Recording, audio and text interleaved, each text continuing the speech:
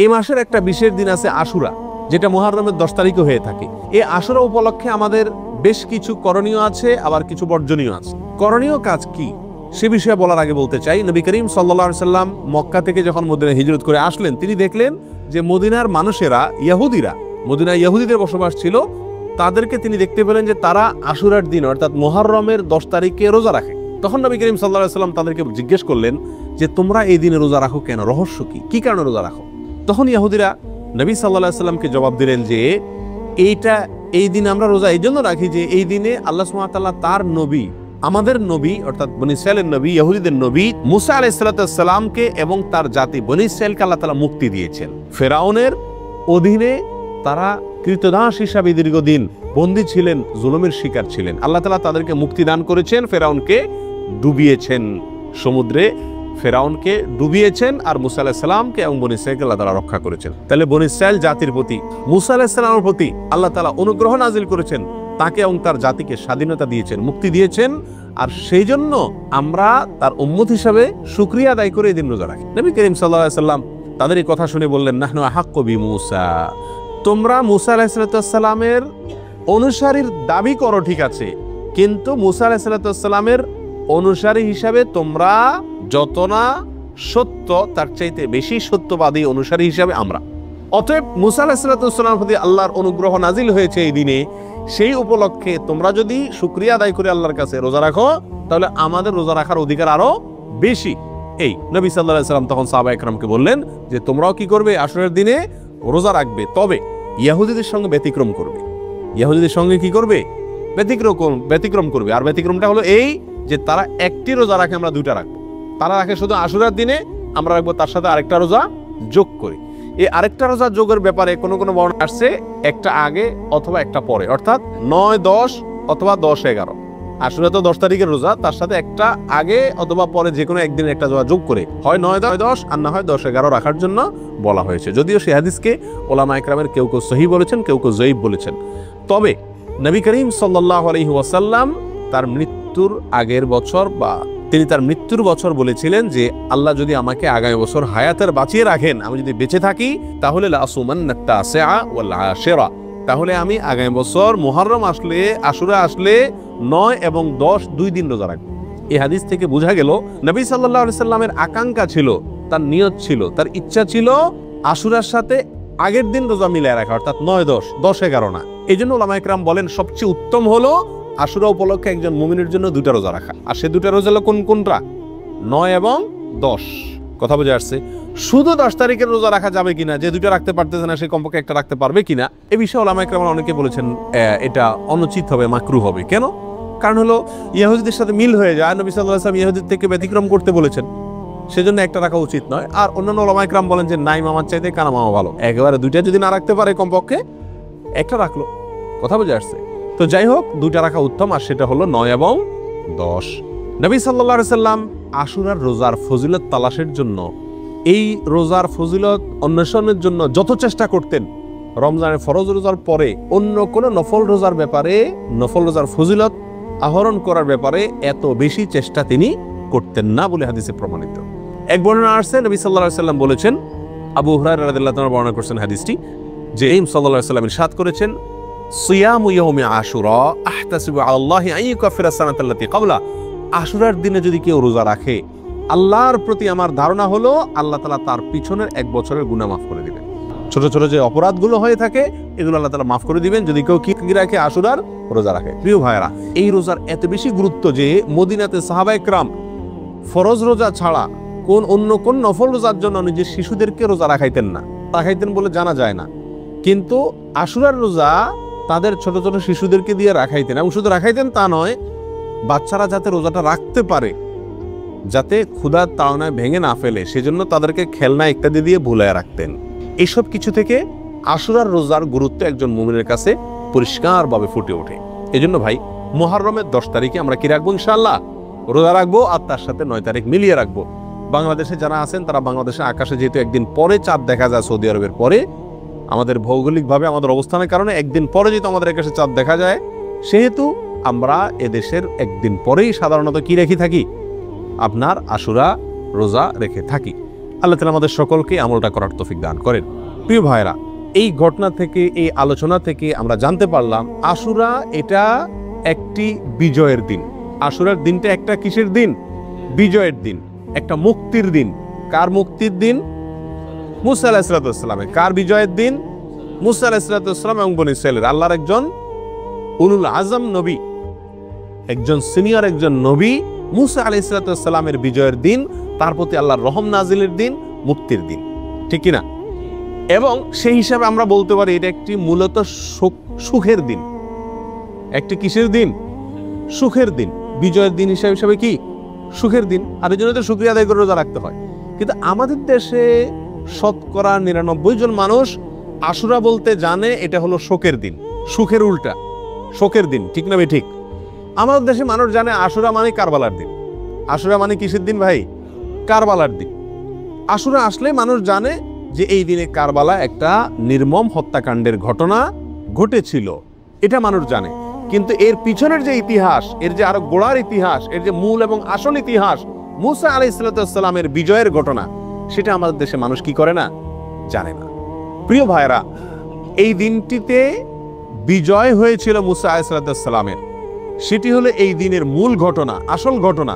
আর সেই ঘটনাকে কেন্দ্র করেই নবী সাল্লাল্লাহু আলাইহি ওয়াসাল্লাম রোজা রাখতে আমাদেরকে কি করেছেন? নির্দেশ করেছেন। সেটা আমাদের জন্য পালনীয়। কিন্তু একই দিনে ঘটনাচক্রে আরেকটি দুর্ঘটনাও ঘটে গিয়েছিল। একটি নির্মম, পৃথিবীর ইতিহাসের নির্মমতম হত্যাকাণ্ড ঘটে গিয়েছিল। নবী সাল্লাল্লাহু আলাইহি ওয়াসাল্লামের অত্যন্ত প্রিয় দৌহিত্র হোসেন রাদিয়াল্লাহু তাআলা আনহুকে অত্যন্ত নির্মমভাবে হত্যা করা হয়েছিল কারবালায়। প্রিয় ভাইরা, এই কারণে আমাদের অনেক ভাইরা মনে করেন যে তাহলে এই দিনে আর সুখ পালন করা যাবে না, এই দিনে আর আল্লাহর প্রতি শুকরিয়া আদায় করে রোজা রাখা যাবে না, তাহলে কি করতে হবে? শোক পালন করতে হবে। এই ঘটনাকে বোঝানোর জন্য একটা ছোট এক্সাম্পল, ছোট একটি উপমা দিয়ে থাকি। সেটা হলো, ধরুন 16 ডিসেম্বর আমাদের বিজয় দিবস। বাংলাদেশের মানুষকে আল্লাহ তাআলা বিজয় দান করেছেন 16 ডিসেম্বরে। 16 ডিসেম্বরের বিজয় দিবস মানে খুশির দিন, আনন্দের দিন, শুকরিয়া আদায় করার দিন। এই দিনে ঘটনাচক্রে যদি বিজয়ের ঘটনার বহু বছর পরে যদি এই দিনে কোনো দুর্ঘটনা ঘটে, কোনো বন্যা, প্লাবনে হাজার হাজার মানুষ মারা যায়, তাহলে কি এই দিনটা বিজয় দিবস পরিবর্তন হয়ে শোকের দিবস হয়ে যাবে? কখনো হবে? এটা সম্ভব কোনোদিন?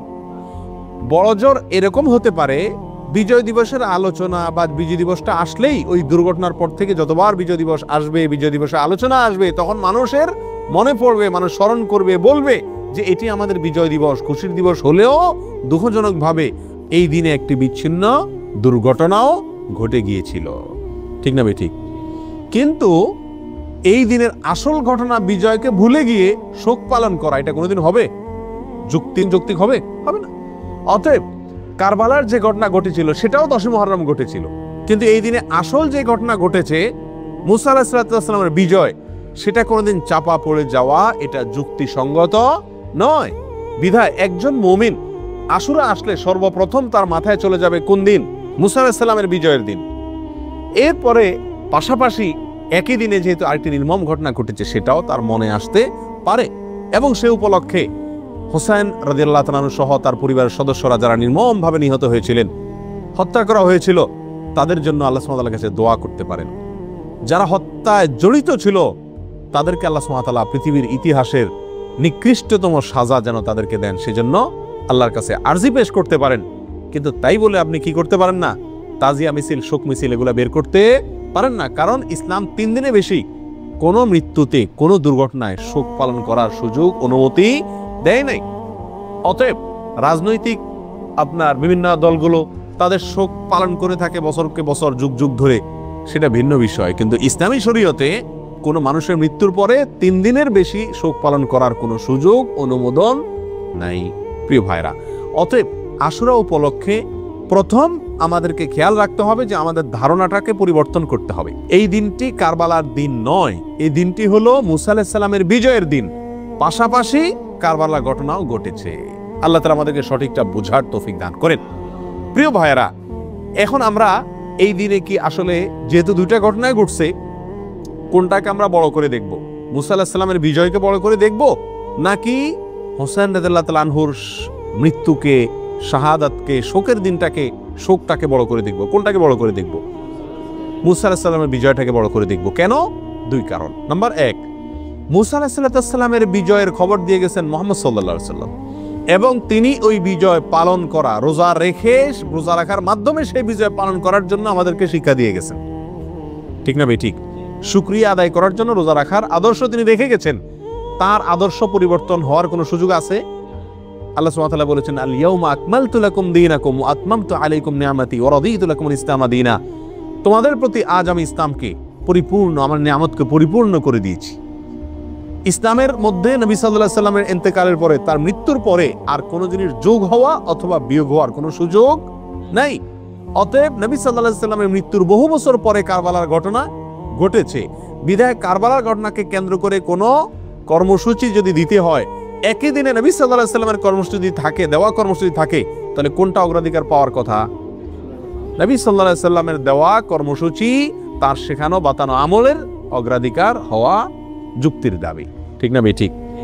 প্রিয় ভাইয়েরা, অতএব এই দিনে আমাদের যে ভুল একটি কালচার আমাদের সমাজে প্রচলিত আছে, সেটা হলো এই দিন উপলক্ষে আমাদের সমাজে সবচেয়ে বড় ভুল, এই দিন উপলক্ষে সবচেয়ে বড় ভুল হলো যে এই দিনটাকে আমরা মনে করি কারবালার দিন। এই দিনটার আসল ইতিহাসটাকে আমরা জানি না। প্রিয় ভাইরা, এর পিছনে আমাদের মিডিয়ার বিশাল বড় ভূমিকা। আমাদের দেশে যে সমস্ত মিডিয়া আছে, সেটা প্রিন্ট মিডিয়া হোক আর ইলেকট্রনিক মিডিয়া হোক, এই সব মিডিয়াগুলো সব সময় দেখবেন সুন্নাহকে কখনো এরা প্রচার করে না, সবসময় বিদআতকে ফলাও করে এবং প্রচার করে, সুন্নাহকে দমিয়ে রাখার চেষ্টা করে মিডিয়াগুলো। যেমন এই আশুরাকে কেন্দ্র করে আপনারা দেখবেন ঢাকা শহরের পুরান ঢাকায় মিরপুরে দুই একটা জায়গাতে 200, 150, 100 ছোট ছোট বাচ্চা পোলাপান, এরা তাজিয়া মিছিল মানে শোক মিছিল বের করে, কারবালার ঘটনাকে স্মরণ করে আশুরার দিনে শোক মিছিল বের করে। ওই মিছিলের ঘটনাকে, ওই মিছিলকে আপনার সারাদিন টেলিভিশন, রেডিও, পত্রপত্রিকায় ফলাও করে প্রকাশ করে, এবং ওই দিনের সংবাদের অন্যতম শিরোনাম থাকে সমস্ত মিডিয়াগুলোতে, আজ পবিত্র আশুরা। আজকের এই দিনে মহানবী হযরত মুহাম্মদ সাল্লাল্লাহু আলাইহি সাল্লামের প্রিয় দৌহিত্র হুসাইন রাদিয়াল্লাহু তাআলা আনহুকে কারবালার প্রান্তরে, ইরাকের কারবালার প্রান্তরে নির্মমভাবে শহীদ করেছে অমুক অমুক অমুক অমুকে। এখানে বলতে বলতে কোনো মিডিয়াতে, বিশেষ করে রেডিও চ্যানেলগুলোতে বিশিষ্ট সাহাবী, কোরআনের লেখক, ওহীর লেখক মুআবিয়া রাদিয়াল্লাহু তাআলা আনহুকে অকথ্য ভাষায় গালিগালাজ করা হয়। কথা বুঝে আসছে? এবং সংবাদে আরো বলা হয় এই দিনটি উপলক্ষে রাজধানী ঢাকা সহ দেশের বিভিন্ন জায়গায় তাজিয়া মিছিল বের করা হয়েছে, অর্থাৎ শোক মিছিল বের করা হয়েছে। প্রিয় ভাইরা, 150-200 লোকের 2-3টা মিছিল, এটা সারাদিন সংবাদে বলে। একই দিনে মহানবী হযরত মুহাম্মদ সাল্লাল্লাহু আলাইহি সাল্লামের সুন্নাহকে পালন করতে গিয়ে, নির্দেশকে পালন করতে গিয়ে সারা দেশে লক্ষ লক্ষ মানুষ নফল রোজা রেখেছেন, সেই কথা কিন্তু কোনো মিডিয়া কি করে না, বলে না। যার কারণে মানুষ ওই ভুলটা জানে, সঠিকটা জানে না। বেদাত জানে, সুন্নাহ জানে না। একটা জানে, আরেকটা জানে না। ঠিক না ভাই? ঠিক। প্রিয় ভাইরা, অতএব আমাদেরকে সঠিকটার প্রচার করতে হবে। এই জাতীয় বিষয়গুলোকে বেশি বেশি কি করতে হবে? প্রচার করতে হবে। আজ মিডিয়াতে যদি এই দিনের মূল ঘটনা যেটি হাদিসে বর্ণিত হয়েছে সেটি যদি আসতো, পাশাপাশি কারবালা ঘটনাও আসতো, তাহলে সেটা কি ছিল না? দোষণীয় ছিল না। আল্লাহ তাআলা আমাদের সকলকে আশুরা উপলক্ষে যে সমস্ত ভুল ধারণা আছে, ভ্রান্ত ধারণা আছে, সেগুলোকে সংশোধন করবার তৌফিক দান করুন। আল্লাহ তাআলা আমাদের সকলকে আশুরা উপলক্ষে একমাত্র আমল হলো নফল রোজা রাখা। আর আমাদের তাজিয়া মিছিল যারা করে, তারা চাঁদা রাদা উঠায় ওই দিন ভালো করে আরো খিচুড়ি খায়। যেদিন হাদিসে নফল রোজা রাখতে বলছে, কানাই বন্ধ করতে বলছে, তারা ওই দিন আরো বেশি কি খায়? খিচুড়ি খায়। ডেক বসায় দেখবেন মনে মনে, এবং খিচুড়ি পাকা বিতরণ করে খায়। প্রিয় ভাইরা, এই দিনটি নফল রোজার দিন, এই দিনটি মুসা আলাইহিস সালামের বিজয়ের দিন, পাশাপাশি একটি নির্মম ঘটনার দিন। কোনো মুমিনের জন্য এটা কষ্টের কারণ না হয়ে থাকতে পারে না। নবী সাল্লাল্লাহু আলাইহি সাল্লামের প্রিয় নাতিকে নির্মমভাবে হত্যা করা হয়েছে সপরিবারে। এই ঘটনায় ব্যথিত না হয়ে কোনো মুমিন থাকতে পারে না। অতএব আমরা সকলেই ব্যথিত। আমরা আল্লাহর কাছে বিচার চাই হত্যাকারীদের, আল্লাহর কাছে মর্যাদা চাই নিহতদের। তাই বলে নবী সাল্লাল্লাহু আলাইহি সাল্লামের বাতানো আমল, আদর্শ, সুন্নাহ, সেটা চাপা পড়ে যাবে, ভুলে যাব আমরা। এর চাইতে জুলুমের কথা, এর চাইতে অবিচারের কথা কিছুই হতে পারে না। আল্লাহ তাআলা আমাদের সকলকে মুহররম মাসের তাৎপর্য, করণীয়, আশুরার তাৎপর্য, করণীয় ভুল ধারণাগুলোকে সংশোধন করবার এবং বর্জনীয় কাজগুলোকে ছাড়বার তৌফিক আল্লাহ তাআলা দান করুন। ওয়া আখিরু দাওয়ানা আনিল হামদুলিল্লাহি রাব্বিল আলামিন।